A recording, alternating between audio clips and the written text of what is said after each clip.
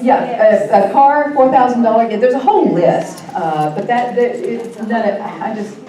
I cannot believe. And of course, the governor appointed a liberal, a flaming liberal, to head the tax commission, which we eventually had to fire. But why did we do that? Why did we appoint a Democrat when we're in control? Why did we do that? That is outrageous to me. Why would we do that? Why would we put a Democrat in charge of something that could devastate our citizens when we're in charge? Yes, we do. And that's the final thing that made a lot of Republicans mad at me, folks. A Republican, I was asked on, I think it was Capitol View. No, it was KARK. I don't remember which show. But the closing question, and I wasn't expecting it. Nobody had asked me this on the campaign trail.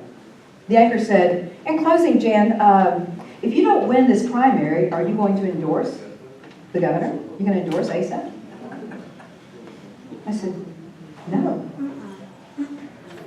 You know, when you haven't thought about something, the best thing to do is just be honest. And that was immediate. My campaign team was sitting back there going, and Reggie just said he almost jumped out of his skull. And I was like, no. He's like, yes. I said, because if this governor was remotely conservative, I wouldn't be in this race. The only things I can find that I have in common with this governor is pro-life. I'm pro-life. I like some of the things he's done for our schools on the academic side. But we need to be doing, we need vocational training back in our schools too.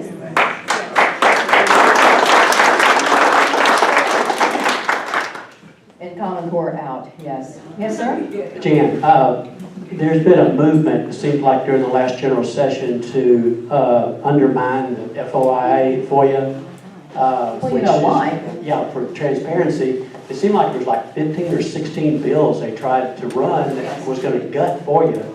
And they still are talking about pursuing that in the next general session. Yes, all the while the governor is sitting on his hands when our best conservative legislators are trying to do something about that problem for the people of this state. Our governor is sitting on his hands instead of using his strong arm to do right by the people. And see, this is where he and this was the final straw with Asa Hutchinson and Jan Morgan. Do you all know I had a meeting with him? I had a one-on-one meeting. It wasn't just one-on-one. It was me, the governor, a few other folks that I knew, and then his team of people outside of his office. This was long before, nobody was even talking about Jan Morgan for governor. I was in there as a citizen, just like you. I want time with this man. What the heck is going on? And here's why I asked for a meeting with him.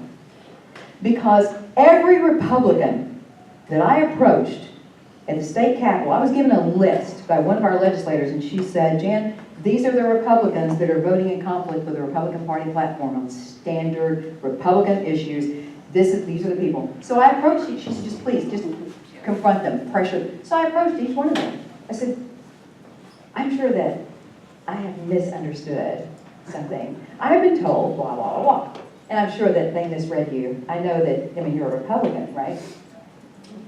Every single Republican legislator who voted the wrong way and voted like Democrats told me the reason they did it was because of pressure from our governor.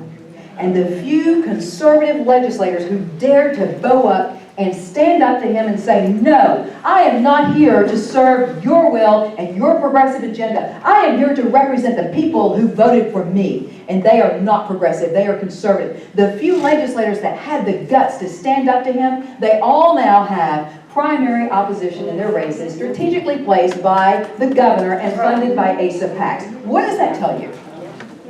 Senator Linda Collins Smith, Senator Brian King. By the way, our most conservative legislators are supporting me. Some of them have come out openly. Some of them are helping me behind the scenes.